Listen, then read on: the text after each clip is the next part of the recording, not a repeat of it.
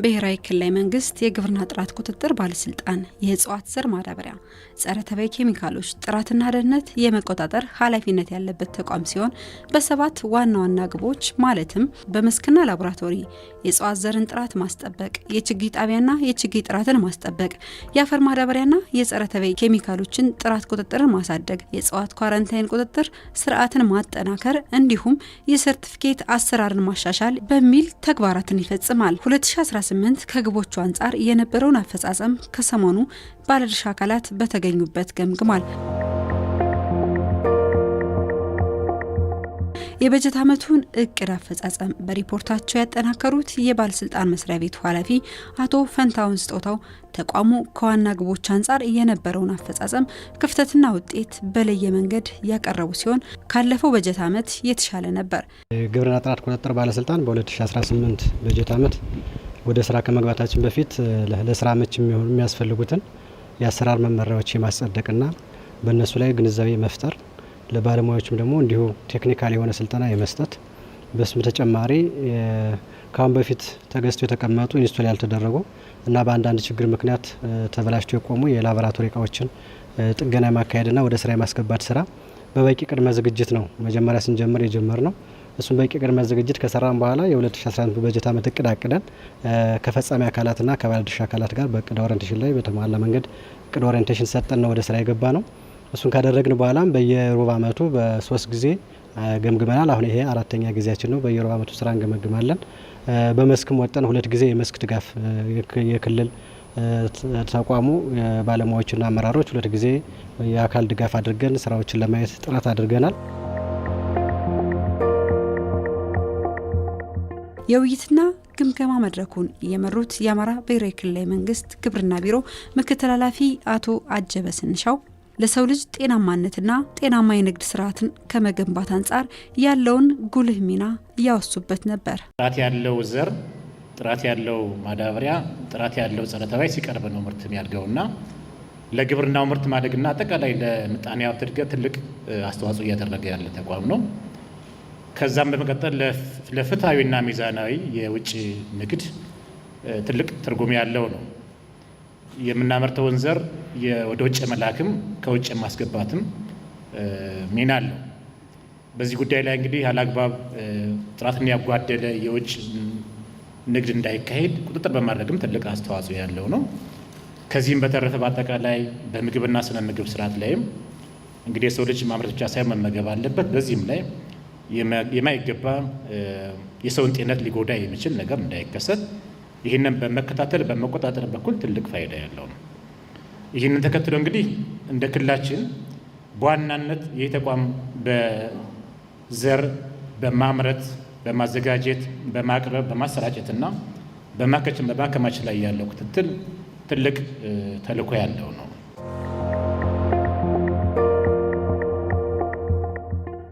በጀት ዓመቱን ስኬታማ ካደረጉት ጉዳዮች ውስጥ አንዱ የግንዛቤ መድረኮችን ማከናወን ሲሆን በክልል በባለስልጣን መስሪያ ቤቱ ደረጃ ለ315 የክልል ቅርንጫፍ ጽህፈት ቤትና የዞንና ወረዳ ግብርና ሰብል ጥበቃና ዘር ብዜት ባለሙያዎችን በአሰራሮችና የህግ ማዕቀፎች ዙሪያ የንድፈ ሀሳብና የተግባር ስልጠና እንዲሁም ለ1403 አጋርና ባለድርሻ አካላት የግንዛቤ ፈጠራ በተጨማሪም ለ256 አጋርና ባለድርሻ አካላት ምክክር መድረክ ማድረግ ተችሏል።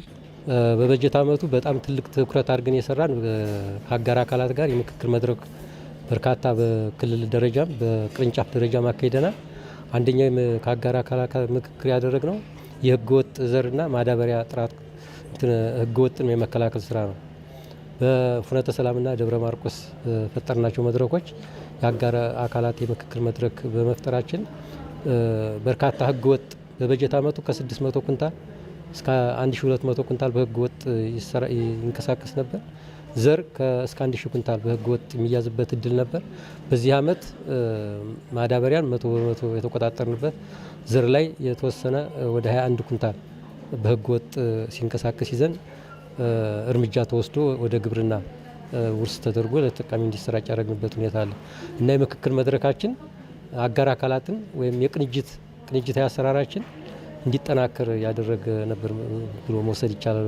ይህን በማድረጋችን ከባለፈው በጀት ዓመት አኳያ ስናየው የዚህ ዓመት የተለየ ነው ብለን የምንወስደው አንደኛ በበቂ ቅድመ ዝግጅትና የአሰራርና መመሪያዎች ላይ የተሟላ ስልጠናም ሰጥተናል፣ ግንዛቤም ፈጥረናል፣ የምክክር መድረኮችንም በተከታታይነት አካሂደናል። እነዚህም በማካሄዳችን ምክንያት እስከታች በዚህ ዓመት ከአመራር እስከ አርሶ አደር ድረስ ነው የደረስ ነው። በዚህ ዓመት እስከ 17000 የሚደርስ ዘር አባዥ አርሶ አደርም የማዳበሪያ ተጠቃሚ አርሶ አደር የኬሚካል ተጠቃሚ አርሶ አደር ድረስ ወርደን በርከት ያሉ ግንዛቤዎችን መድረኮችን ፈጥረን በመስራታችን ከባለፉት ዓመታት እናያቸው የነበሩ ስህተቶችን በዚህ ዓመት ለማረም ለማስተካከል ጥረት አድርገናል ማለት ነው። እኛ የምናባዛውን ዘር መቆጣጠር በተለይ የመስክ ኢንስፔክሽን የክትትልና እገዛ የማድረግ ስራ ይሰራል። እንግዲህ ለዛ የሚያግዙ መረጃዎችን አደራጅቶ የመስጠት ምን አይነት ሰብል ምን አይነት ዝርያ የት አካባቢ ነው ምን አይነት ኤሪያ ነው ስንት ሄክታር ነው የሚባዛ የሚለውን መረጃ እንሰጣለን። በዛ መሰረት እነሱ አስፈላጊውን የመስክ ክትትል ያደርጋሉ። በተለያየ የሰብሉ የእድገት ደረጃ ላይ የመስክ ጥራት ቁጥጥር ስራን ይሰራሉ። ከዛ በኋላ ያው እንግዲህ በምርት ስብሰባ ወቅትም አስፈላጊውን እገዛ ያደርጋሉ። እያንዳንዱ ዘር አባዥ በተለይ ዘንድሮ ደግሞ በጣም ጥሩ ስራ ተሰርቷል ብለን እናስበው። እያንዳንዱ ዘር አምራች የራሱ የውስጥ ጥራት ፍተሻ ላቦራቶሪ እቃዎችን እንዲያሟላ በቅንጅት ሰርተናል እና አሁን ሁሉም የዘር አባዥ የራሱን የውስጥ ጥራት ቁጥጥር የነሱ ጥራት ቁጥጥር እንዳለ ሆኖ እኛ በውስጥ የጥራት ፍተሻ እንድናካሄድ አስፈላጊውን እገዛ በማድረግ ተቀናጅተን እየሰራን ያለ ነው። ሌላው ከነሱ ጋር የሚያገናኘን በዚህ በተለይ የተለያዩ አዋጆችና ደንቦች በየጊዜው ይወጣሉ። እነዚያ አዋጆችና ደንቦችን አውቆ ግንዛቤ ፈጥሮ ተግባራዊ ከማድረግ አንጻር የአዌርነስ ስራ በመስራት በኩል እነሱ ጥሩ ስራ እየሰሩ ነው ያሉት። በየጊዜው አዳዲስ የሚመጡ አዋጆችን ደንቦችን አዌር በማድረግ በኩል ጥሩ ተሳትፎ እያደረጉ ነው ያሉት። ህገወጥነትን መከላከልና ህገወጦችን ተጠያቂ ማድረግ ዓላማ አድርገን እየሰራን ያለ ነው። በክልላችን በህገወጥነት የሚፈረጁ በርካታ ዘርፎች አሉ። በነዳጅ ዘርፍ አለ፣ በንግድ ዘርፍ አለ፣ በግብርናው ዘርፍ ደግሞ አሉ። ዛሬ እየተወያየን ያለ ነው በግብርናው ዘርፍ የሚታዩ ህገወጦችን ነው። ግብርናው ውስጥ በርከት ያሉ ህገወጥ ተግባር የሚፈጸምባቸው ደግሞ ተግባራት አሉ። ዘር ላይ የሚፈጸሙ አሉ፣ አፈር ማዳበሪያ ላይ የሚፈጸሙ አሉ እና ግብርናው ግብአት ላይ በጣም የሚፈጠሩ ህገወጦች ከባድ ናቸው።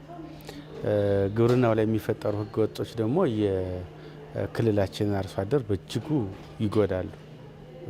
በተለይ ምርትና ምርታማነትን ከመጨመር ጋር ተያይዞ እሱ ብቻ ሳይሆን በህይወትም ላይ የሚያመጡት አደጋ በጣም ከባድ ነው ብለን ከግብርና ጥራትና ቁጥጥር ባለስልጣን መስሪያ ቤት ጋር ከክልል ጀምሮ እስከ ወረዳ ድረስ በቅንጅት እየሰራን የኮሚቴ አባል ነን።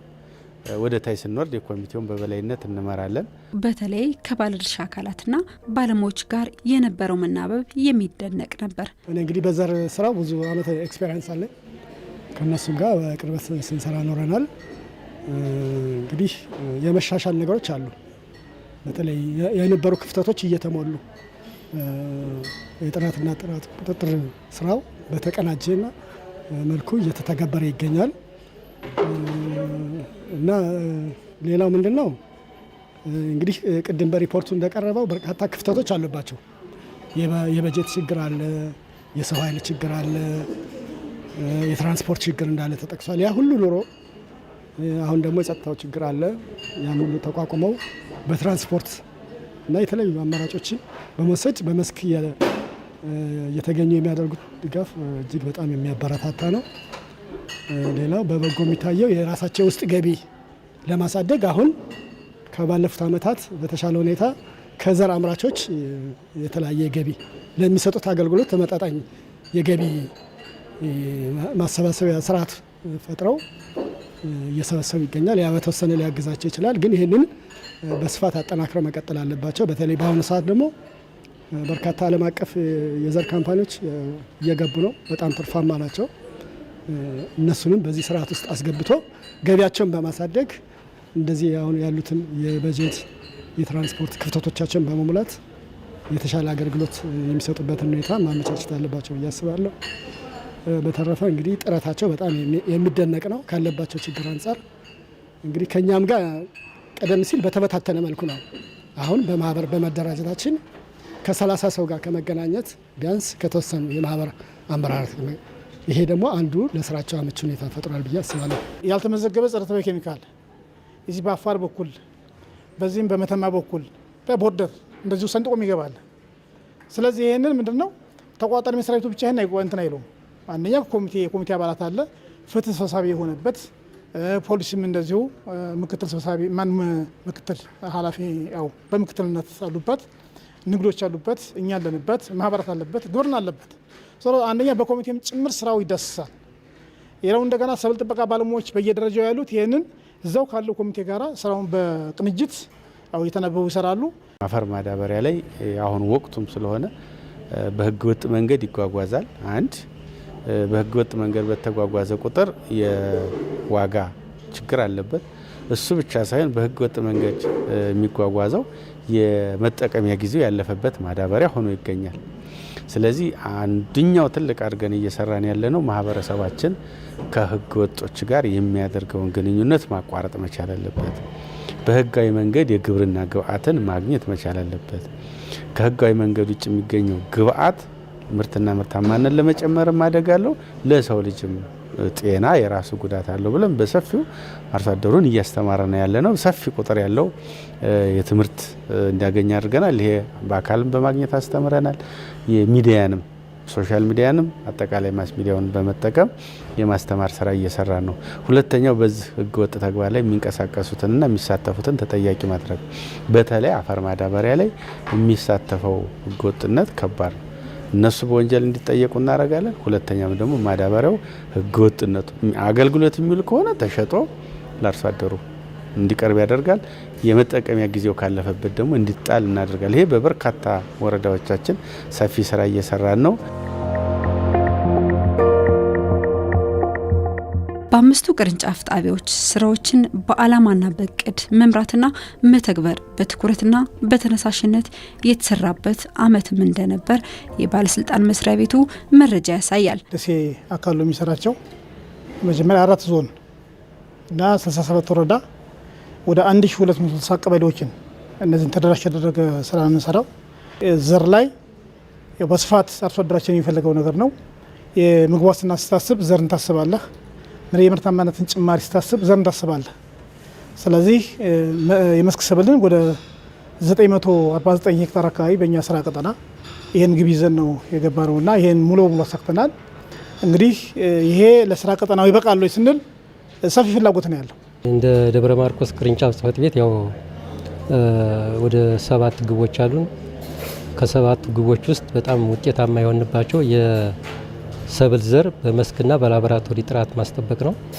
በበጀት አመቱ ወደ 2500 ሄክታር የማሳ ኢንስፔክሽን አካሄደን ወይም የማሳ የጥራት ቁጥጥር አካሄደን ከዛ ውስጥ 116 ሄክታር ሲወድቅ ሌላው ስታንዳርዱን በማለፉ ከ116ቱ ውጭ ያለው ዘር ወደ 100,000 ኩንታል ተሰብስቦ በላቦራቶሪ ተፈትሾ ለተጠቃሚው በወቅቱ እና በጊዜው እንዲደርስ የተደረገበት ውጤታማ ስራ የሰራንበት ሁኔታ አለ። ዘርን በተመለከተ በዚህ አመት የእጽዋት ዘርን ወደ አርሶ አደሩ ከመድረሱ በፊት የሰራናቸው በርካታ ስራዎች አሉ። አንደኛ ከዘር አስመራቾች ጋር ከዘር አመራረት ጀምሮ እስከ ስርጭቱ ድረስ በርካታ መድረኮችን ፈጥረን የተግባቦት ስራ ሰርተናል። ከዛ በተጨማሪ አንድ ችግር እየተፈጠረ የነበረው ወኪሎች ወይም አሰራጮቹ የዘር አሰራጮቹ ስለነበረ የዘር አሰራጮችንም መድረኮችን ፈጥረን ከነሱ ጋር ጥሩ መግባባትና ዘሩ በአግባቡ አርሶ አደሩ ላይ እንዲደርስ ጥራት ያለው ዘር አርሶ አደሩ ላይ እንዲደርስ የማድረግ ስራ ሰርተናል። ክትትላችን በተመለከተ ከላይ ከቅርንጫፍ ጽሕፈት ቤት አንስተን እስከ ታችኛው እስከ አርሶ አደሩ ድረስ በምን መንገድ ዘር መውረድ እንዳለበት የጋራ አድርገን እና ዘር የሚያሰራጩትንም ለይተን ሰርቲፋይ አድርገን ስለገባን በዚህ አመት በዘር ስርጭትም እስካሁን ባለን ነባራዊ ሁኔታም በብቅለትም በተሰራጨው ዘር ብቅለትም ችግር አልገጠመንም። በባለፉት አመታት የዘር መብቀል ችግር ገጥሞን ነበር። በዚህ አመት ተከታታይነት ያለው መድረኮች ተከታታይነት ያለው ክትትልና ድጋፍ በማድረጋችን እስካሁን ባለው በዘር ስርጭትም አልፎ አልፎ የታዩ ጉድለቶች አሉ፣ ያዝናቸው አሉ። በህገ ወጥ መንገድ ያዝናቸው የዘር ሲያሰራጩ ያዝናቸው ዘርን አላግባብ ሪቫግ ሲያደርጉ ያዝናቸው አሉ። እነሱ በጣም ስራ ሰርተናል። የህገ ወጥ ክትትል ግብረ ኃይል ጋራ የጋራ ምክክር መድረክ ፈጥረን ስለገባነ እሱም የግብረ ኃይሉም በርካታ ድጋፍ አድርጎልን ጥሩ ውጤቶችን እያመጣን ያለ ነው። ስለዚህ ከዘር ስርጭት አኳያ እስካሁን ባለን ነባራዊ ሁኔታ ከመስክ ሰብል ክትትል አንስቶ በላቦራቶሪ ፍተሻ ወደ በስርጭት ያለው ሁኔታ እስካሁን ከባለፉት አመታት በተሻለ መንገድ በጥራትና ብቃት ባለው መንገድ እየሄደ ነው ብለን ነው የምናስብ። ሁለተኛው ማዳበሪያ ነው። ማዳበሪያን በተመለከተ አዲስ በክልላችን የማዳበሪያ አጠቃቀምና አመራር መመሪያ አውጥተን ነው ወደ ተግባር የገባ ነው።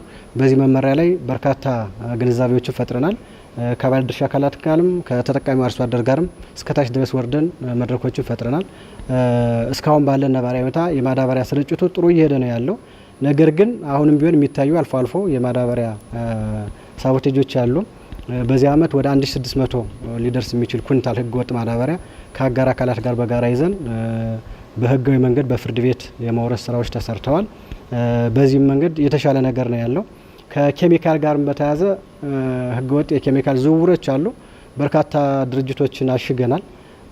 ወደ 9227 ሊትር ወይም ኪሎግራም የሚሆን ፈሳሽ ጸረ ተባይ ኬሚካል ይዘናል። አብዛኛውን የመውረስ ስራ ሰርተናል። በዚህም በኩል የተሻሉ ለውጦች አሉ። ግን ከጸረ ተባይ ኬሚካል ጋር በተያያዘ ቀጣይ የምንሰራቸው ስራዎች አሉ። አንድ በደንብ መስራት አለብን ብለን የምናስበው የጸረ ተባይ ኬሚካል የአጠቃቀም መመሪያ ባለመኖሩ አጠቃቀም ጋር በተያያዘ የሚታዩ ጉድለቶች አሉ። እሱን ሊያርምና ሊያስተካክል የሚችል እንደ ክልል አዋጅ ማውጣት ያስፈልገዋል። እንደገና መመሪያም ያስፈልገዋል።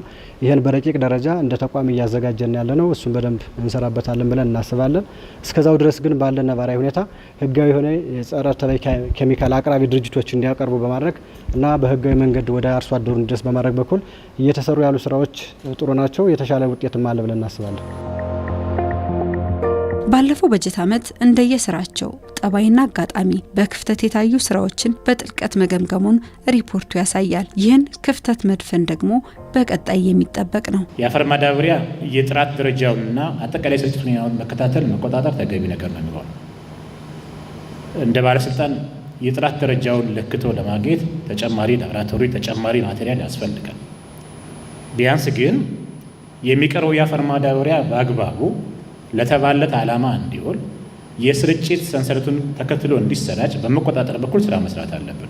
ትልቁ የስራ ቀጠናችን ፈታኝ ነገር ህገወጥነት በዘር አለ፣ ህገወጥነት በኬሚካል አለ፣ ህገወጥነት በአፈር ማዳበሪያ አለ። ህገወጥነት አካባቢ ላይ የገጠመን ችግር ምንድን ነው? አንደኛ እዛ አካባቢ ላይ ያለው መዋቅር ተከታትሎ አለመያዝ ነው። ትልቁ ነገር ምንድን ነው? መዋቅራችን ታች ድረስ ስለሌለ በማዕከል ደረጃ የታጠረ ስለሆነ የተገደበ ስለሆነ ስለዚህ መለሳለስ አለ። ስለዚህ በየቦታው ላይ ይታያል። ስለዚህ ህገወጥነትን በዘላቂነት ከመፍታት አንጻር የሚቀር ነገር አለ።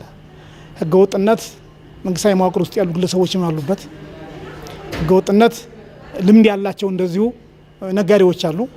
ህጋዊ ነጋዴዎች ኢቭን ራሱ በስውር እንደዚሁ የሚሰሩት ስራ አለ። ከዚያ አንጻር ያለው ነገር ምንድን ነው? እንግዲህ ከፍርድ ቤት ጋር ለመቀናጀት ሞክረናል። ከፍትህ ጋር ለመቀናጀት ሞክረናል። ከፖሊስ ጋር ለመቀናጀት ሞክረናል። በዚህም ዙሪያ ላይ ስልጠና ሰጥተናል፣ በመመሪያ ዙሪያ ላይ። ስለዚህ ችግሩ የተደራሽነት ችግር እንዳለ ሆኖ ህገ ወጦችን ደግሞ እንደገና ወደ ፍትህ ወደ ህግ አቅርቦ በማስቀጠል በኩል ክፍተት አለ። ስለዚህ በቀጣይ እንግዲህ ትልቁ እቅዳችን የሚሆነው ምንድነው? ህገ ወጥነትን ለመከላከል ህግ የማስከበር ስራ። እንደ ተቋም የባለሙያና የቁሳቁስ እጥረት ፈታኝ ቢሆኑም ኃላፊነትን በመወጣት ረገድ ወኔ በተግባር የተሞላበት ነበር።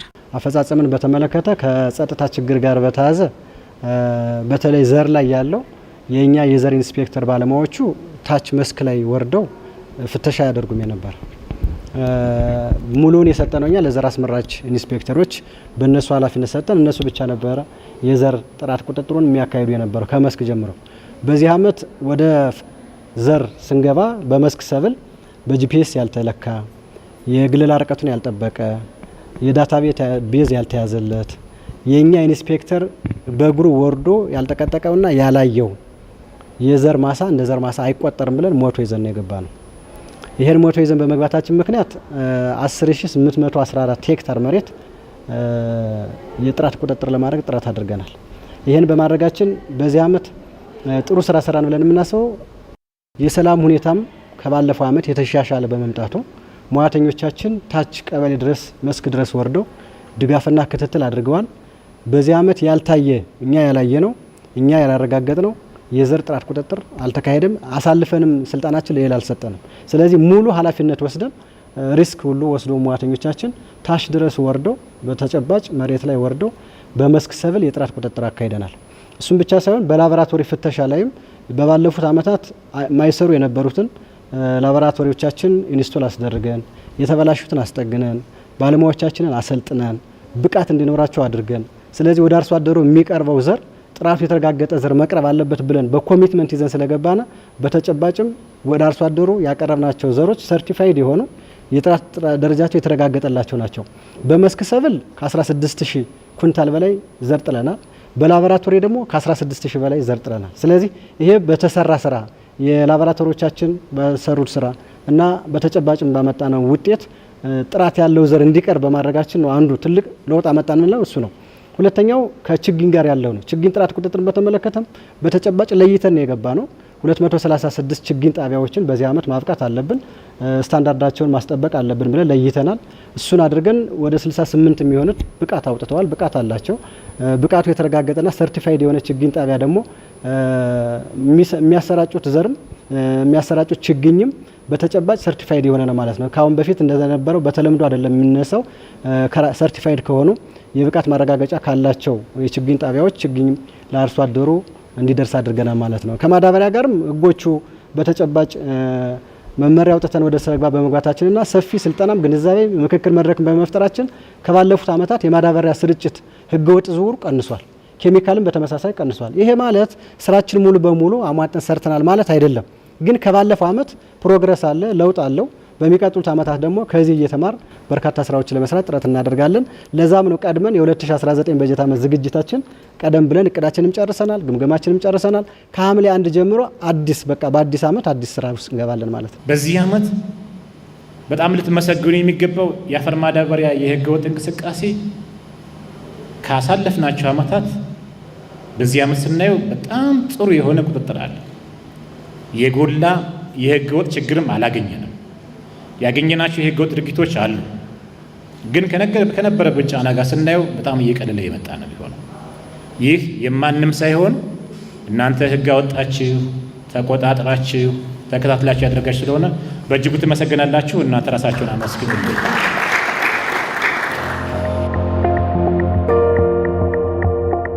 የአማራ ብሔራዊ ክልላዊ መንግስት ግብርና ጥራት ቁጥጥር ባለስልጣን እጥረቶች ቢፈትኑትም በ5ቱ ቅርንጫፍ ጣቢያዎች ባለሙያዎችንና ባለድርሻዎችን በመጠቀም ተወዳዳሪነትን የፈጠረ ነበር። በአፈጻጸም የደሴ ቅርንጫፍ ቀዳሚ ደረጃን ይዟል። ተሞክሮ ምንድነው? አንደኛ ያለውን ስራ ሌሎችም ጭምር አውቀው እንዲደግፉን እጥር ኦሪንቴሽን በተገቢው ሰጥተናል። በተለይ ግብርና ትልቁ አጋዥ ነው። ለአጋሮቻችን መመሪያዎቻችን እቅዶቻችንን ያው በየሯቱ እንገመግማለን። ስለዚህ ስራው ሲሰራ እኛም ተሰራ ነው።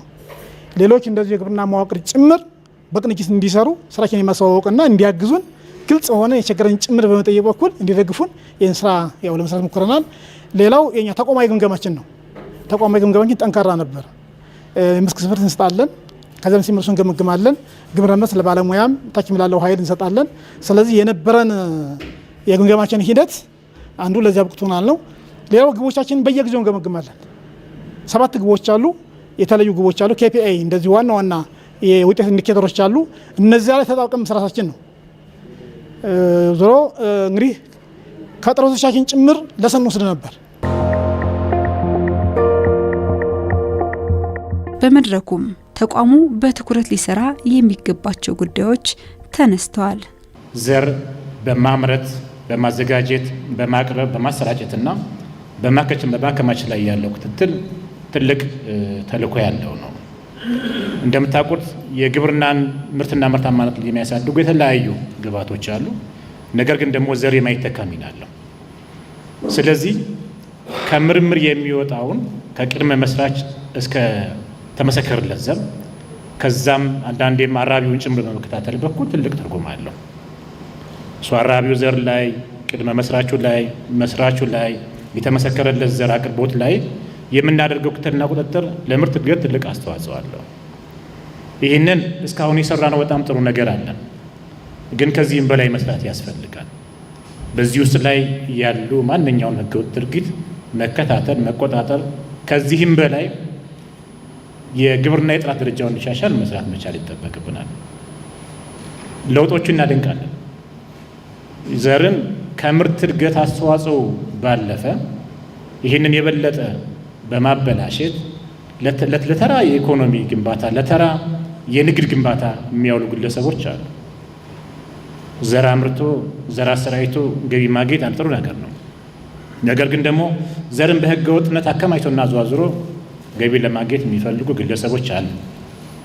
ተቋማችን ይሄንን በመከታተልና በመቆጣጠር በጣም ጥሩ ስራ ሰርቷል። አሁንም ግን ያለቀለት አይደለም። ዛሬ ይህንን ስራ ገምግመን የበለጠ ደግሞ መሰለፍ መቻል ይጠበቅብናል። ሌላኛው እንደምታውቁት ለምርት እድገት ትልቅ አስተዋጽኦ የሚያደርገው የአፈር ማዳበሪያ ነው። የአፈር ማዳበሪያ የጥራት ደረጃውንና አጠቃላይ ስርጭቱን መከታተል መቆጣጠር ተገቢ ነገር ነው የሚሆነው። እንደ ባለስልጣን የጥራት ደረጃውን ለክቶ ለማግኘት ተጨማሪ ላቦራቶሪ ተጨማሪ ማቴሪያል ያስፈልጋል። ቢያንስ ግን የሚቀረው የአፈር ማዳበሪያ በአግባቡ ለተባለት ዓላማ እንዲውል የስርጭት ሰንሰለቱን ተከትሎ እንዲሰራጭ በመቆጣጠር በኩል ስራ መስራት አለብን። በአሁኑ ሰዓት እንደውም የብዙ በሽታ መነሻ የካንሰር የሁሉም በሽታ መነሻ ኬሚካል ነው። እዛ ላይ ምንድነው የአጠቃቀምና የአወጋገድ መመሪያ ሳይኖር ቁጥጥር መመሪያ ነው የወጣው። ስለዚህ እኛ ከቁጥጥር አስፔክት ያለውን ነገር አንደኛ መስፈርቱን ያሟሉ ነጋዴዎች ብቃት እንዲያወጡ፣ እነዚያ ደግሞ እንደገና የተመዘገቡ በግብርና ሚኒስቴር በኩል የተመዘገቡ ጸረ ተባይ ኬሚካሎች መቅረባቸውን ቼክ እናደርጋለን። ጊዜ ያለበት ኬሚካል ደግሞ እንደገና ወደ አርሶ አደሩ እንዳይሄድና አደጋ እንዳይፈጠር ይህንም ጭምር የመካተል ስራ እንሰራለን። እዛ አካባቢ ያለው ነገር ያው ክትትላችን ጥሩ ነው። በአፈጻጸም ደረጃ 100% ፈጽመናል። በህዝቡ ዘንድ እርካታ ማረጋገጥ ተገቢ ነገር ነው የሚሆነው። አሁንም ግን ደግሞ የበለጠ ልንሰራለት የሚገባ ነገር አለ። አንደኛው ማጠናከር የሚገባን ብዬ ማስበው እኔ አሁንም የጸረ ተባይ ኬሚካሎችን በአግባቡ ስራ ላይ እንዲውሉ የመፈተሽ የመቆጣጠርና የሰውን ህይወትም የምርትን ጥራትን በማረጋገጥ በኩል ጸረ ተባይ ኬሚካል ጋር የበለጠ መስራት አለብን። አሁን ያለውን ጅምር ነገር እናደንቃለን፣ ግን በብዙ አካባቢ ላይ ደግሞ በህዝቡ ዘንድ ምሬት አለ። በዛ በኩል ላይ የላቦራቶሪ ጉድለቱ የማቴሪያል ጉድለቱ እንዳለ ሆኖ እኛ በምንችለው አቅም መቆጣጠር ተገቢ ነገር ነው የሚሆነው። ለዚህ እንዲያግዘን አሁን ባለው የሰው ኃይል አሁን ባለው የእውቀት ሌብል የኳራንታይን ጣቢያዎችን የበለጠ ማስፋፋት ተገቢ ነገር ነው የሚሆነው። አሁን ያለው የኳራንታይን ጣቢያዎች በጣም ውስን ናቸው። ነገር ግን የበለጠ እነሱን ማሳደግ የሰው ኃይልን አቅም ማሳደግና አጠቃላይ በዚህ በኩል ያለው የጸረ ተባይ የቁጥጥርና የነሱን ኤፊካሲ በየጊዜው እያረጋገጥን ህዝቡን እንዲጠቀም ማድረግ መቻል ይጠበቅብናል። በዚህ ላይ ያለውን ምሬት ለመቀነስ ሁላችንም በጋራ መስራት አለብን። ቀጣዩን 2019 ዓመት በተሻለ መንገድ እንደሚቀበሉትም ጠንካራ እቅድ እየተነደፈበት ነው። የምንሰራቸው አንደኛ የፍራፍሬ ችግኝ ጣቢያ ላይ የምንሰራቸው ናቸው። እንደ ክልልም በክላስተር በርካታ የፍራፍሬ ልማት ስራዎች እየተሰሩ ነው ያሉት።